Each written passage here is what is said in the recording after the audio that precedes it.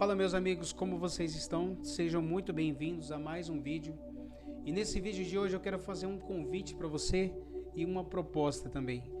Nesse mês de junho eu quero convidar você a viver comigo, a estudar comigo um pouco mais sobre a vida de Jesus Cristo.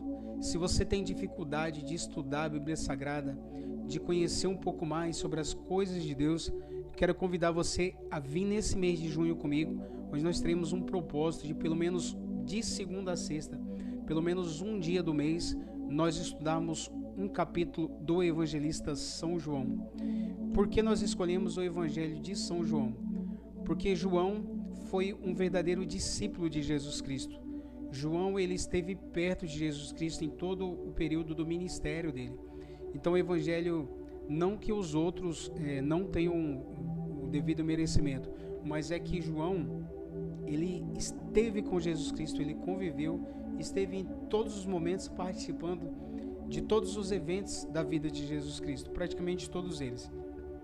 Então eu quero fazer essa proposta para você, de te convidar para nesse mês de junho você estar comigo durante esses estudos aí que nós estaremos fazendo, tá bom?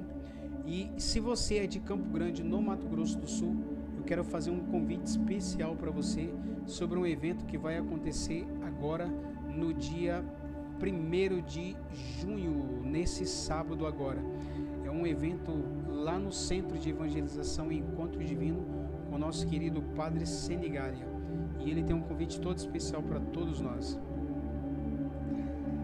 Olá, povo de Campo Grande, região, sou o Padre Luiz Londrina e Wesley Silva, estaremos aí com vocês 1 e 2 de junho para o retiro de cura e libertação, restauração das famílias, aí no Centro de Evangelização, Encontro Divino, 1 e 2 de junho, sábado começando 7h30 da manhã, em nome do Pai, do Filho e do Espírito Santo, amém, Jesus te espera. Bem pessoal, para quem não conhece o Centro de Evangelização e Encontro Divino, para quem é de Campo Grande, né, fica ali na saída Praça Hidrolândia, assim que você passa a rotatória, 150 metros do lado esquerdo, você vai ver a entrada do Centro de Evangelização. Eu já tive a oportunidade de participar de um retiro com o Padre Luiz Senigália, e para quem não sabe, o Padre Luiz Senigália é um dos poucos padres exorcistas no Brasil. Então é um grande momento, uma grande oportunidade para todos aqui de Mato Grosso do Sul estarem participando desse grande retiro de cura e libertação que será direcionado principalmente para as famílias, tá bom? Bom pessoal, recado dado, seguimos em frente então com o nosso propósito de hoje. Hoje nós estaremos estudando sobre o capítulo 1 do Evangelho de São João.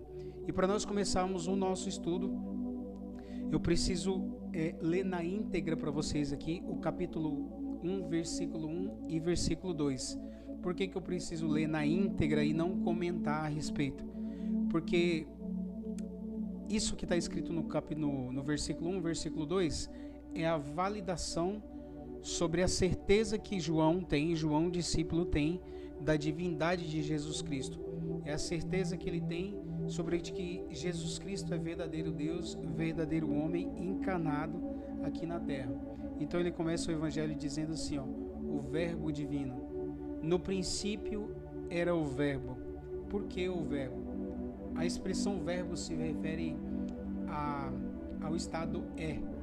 Quando você diz que algo é, significa que ele sempre existiu e sempre vai existir. Então esse algo, ele é. No princípio era o verbo. Que verbo? O verbo é. E o verbo estava junto de Deus, e o verbo era Deus. Ele estava no princípio junto de Deus. Tudo foi feito por ele, e sem ele nada foi feito. Nele havia vida, e a vida era a luz dos homens. A luz resplandece nas trevas, e as trevas não o compreenderam. Muito forte, né? Isso aqui faz uma referência com relação a o que a humanidade fez com Jesus Cristo, né? Diante de todo o ministério dele, como aconteceu toda a crucificação. Então isso aqui já é uma previsão sobre o futuro de Jesus Cristo, né? E a luz estava nas trevas, mas as trevas não o reconheceram. Então o Evangelho de São João, ele começa fazendo referência com relação à divindade de Jesus Cristo. Logo em seguida, ele vai se referir a João Batista, o profeta João Batista. E para nós falarmos de João Batista, é necessário que nós falemos um pouquinho sobre como surgiu o profeta João Batista, de onde que vem, o que há de santidade em tudo isso. Os pais do profeta João Batista eram um sacerdote do templo conhecido como Zacarias, e a sua mãe era uma moça conhecida como Isabel. Quando Zacarias e Isabel se casaram, o tempo foi passando e Isabel nunca engravidou, até que eles descobriram que Isabel era estéril. E aquilo causou uma frustração muito grande em Zacarias, que vez ou outra ele se lamentava e implorava para que Deus tivesse misericórdia dele e concedesse um milagre, né? Até que já na velhice dos dois, de Zacarias e de Isabel, o arcanjo Gabriel aparece no templo para Zacarias e fala para ele que Isabel, apesar de idade avançada, vai engravidar e que o filho dela vai ser um profeta que vai preparar o caminho do Messias, né? O Cordeiro de Deus, o homem que vai tirar o pecado do mundo. Apesar de tudo isso, Zacarias ele meio que questiona o anjo e pergunta: mas como se dará isso? Porque eu sou velho e Isabel também já é de idade avançada. Então o anjo, eu não sei se para validar qual foi a intenção, né, fez com que Zacarias perdesse a própria voz.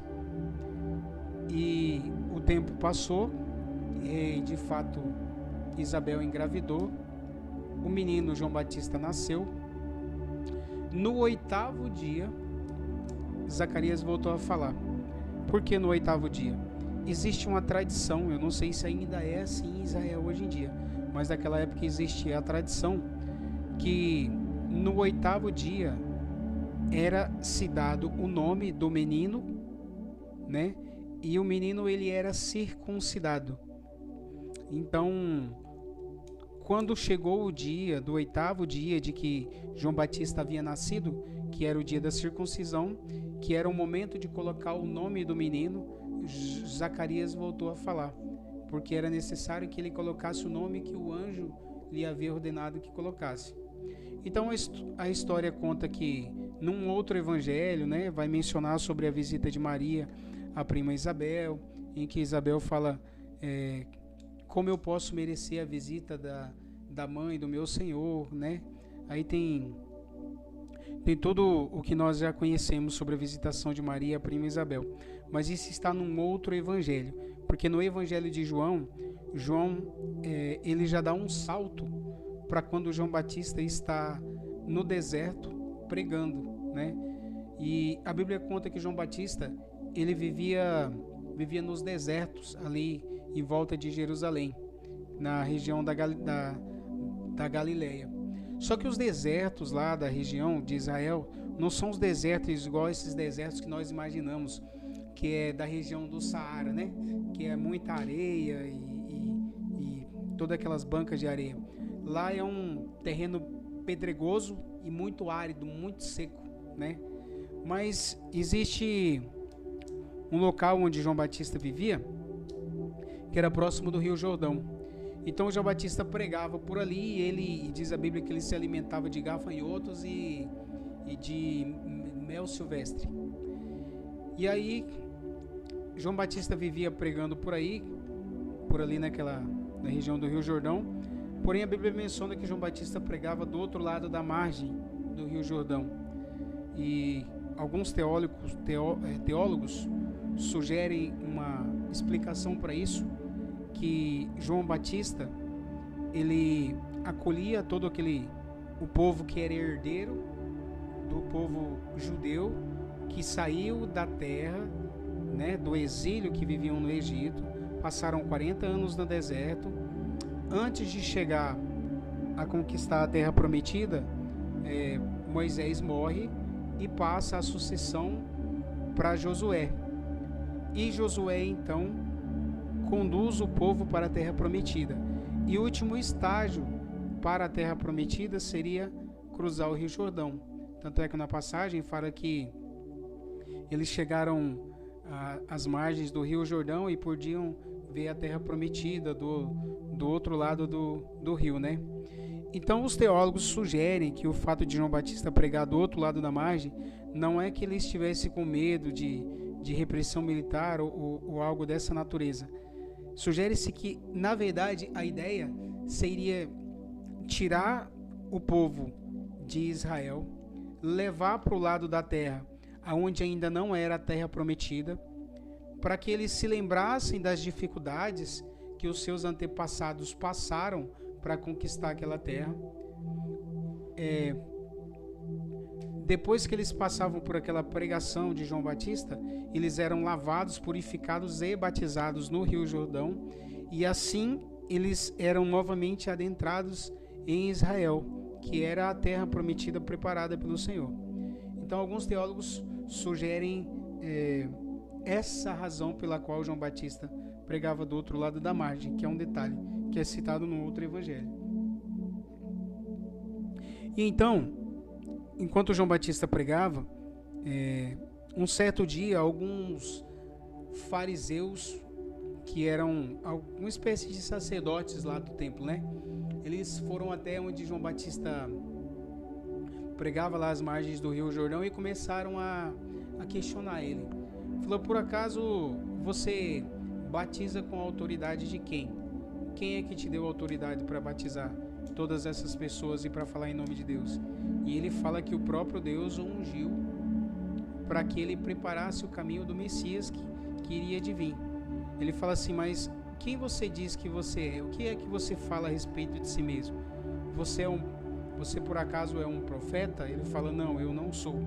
Por acaso você é Elias? Ele fala: também não sou Elias.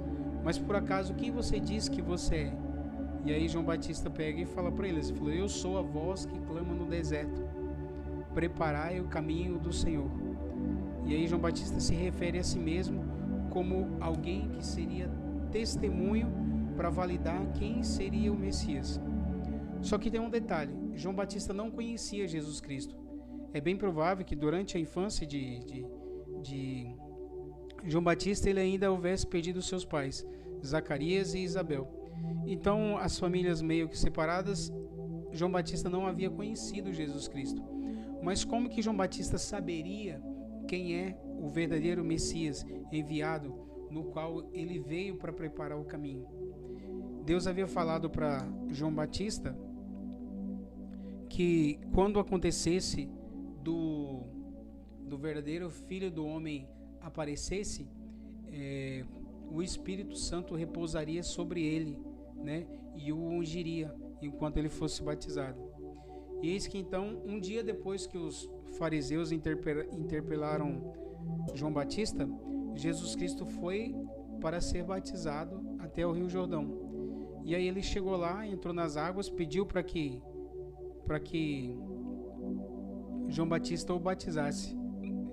E aí quando João Batista batiza Jesus Cristo, em um outro evangelho vai dizer que uma voz veio dos céus, né, e falou: eis o meu filho amado, em quem coloco todo a minha afeição, em quem me comprazo, né?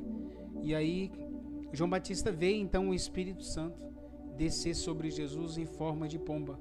E ali então João Batista compreende que diante dele está o Messias, que foi enviado por Deus, no qual ele havia passado tantos anos preparando o caminho para que ele viesse.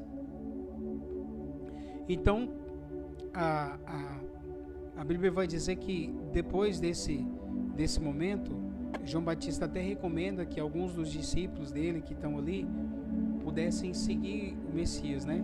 Então Jesus Cristo ele é batizado, João Batista diz para todo mundo que aquele ali é o Messias, tal. E ali naquele momento está um dos discípulos de João Batista, que é André. Então André, todo eufórico, desesperado, ele pega e sai correndo atrás para encontrar o irmão dele, que é Simão Pedro. E ele encontra o irmão dele e fala: irmão, encontramos aquele de quem os profetas tanto falavam, encontramos aquele de quem esperamos durante tanto tempo para que libertasse o nosso povo da opressão, né? E aí a princípio, um outro evangelho vai dizer que Pedro até meio que ficou desconfiado se era verdade. Então até que eles foram ao encontro de Jesus Cristo. E aí Jesus Cristo convida eles para eles seguirem, né? E aí no caminho diz a Bíblia que eles encontram com um terceiro discípulo, que depois viria a ser o terceiro discípulo. Então nesse momento nós estamos falando sobre o recrutamento dos discípulos, né? O primeiro que aparece é André, aí o segundo vem Pedro, aí o terceiro é Filipe. Filipe é um jovem que era conhecido de André e de Pedro também, que inclusive era da mesma cidade de onde eles haviam sido criados, né? E aí Jesus convida Filipe também para seguir. Filipe passa a seguir Jesus Cristo, até que mais à frente Jesus encontra um outro jovem. Na verdade, os discípulos, né, vão em busca desse outro jovem que é conhecido como Natanael.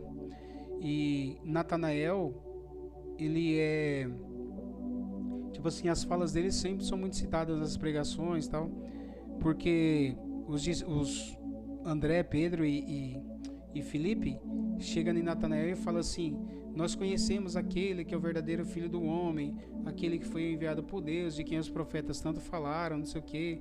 Falou: mas quem é esse? Falei: é Jesus de Nazaré, filho de José.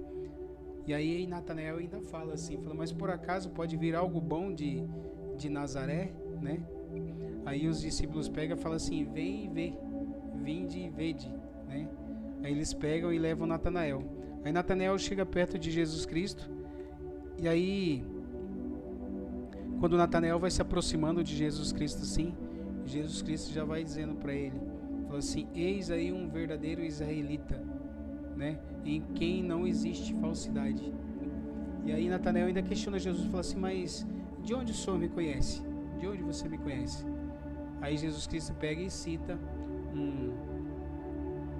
um evento que aconteceu com Natanael alguns dias antes, onde Natanael estava muito triste embaixo de uma figueira, questionando a Deus, né, sobre algumas coisas que aconteciam na vida dele, assim como nós nos dias de hoje questionamos a Deus, né, sobre algumas tristezas no nosso coração.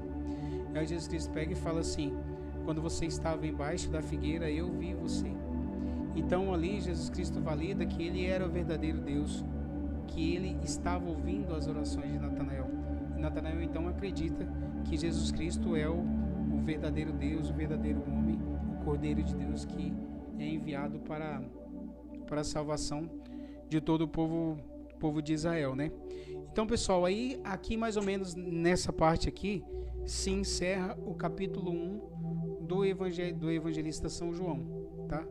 Então, nós vamos encerrar nosso vídeo daqui para não ficar muito comprido, e eu espero que vocês tenham aprendido. Eu sei que talvez eu tenha falado um pouco rápido, porque para o vídeo não ficar muito longo, mas ao longo do resto do mês aí, como nós vamos fazendo sobre os nossos próximos capítulos, né?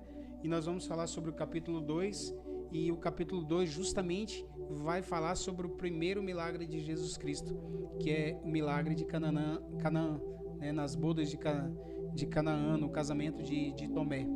Então, espero vocês aí no próximo vídeo, né? No próximo capítulo, no mesmo canal. Então, até lá.